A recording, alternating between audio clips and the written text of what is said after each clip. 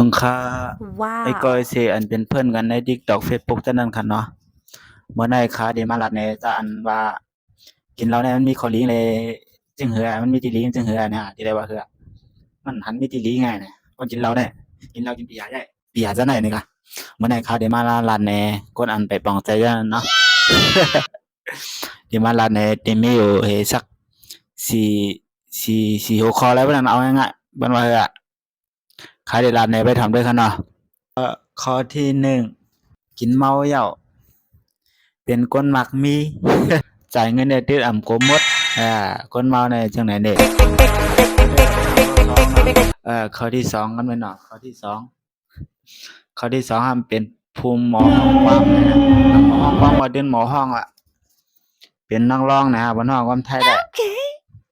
หมอห้องความห้องไรกูเพลงห้องไรกูอันกูโห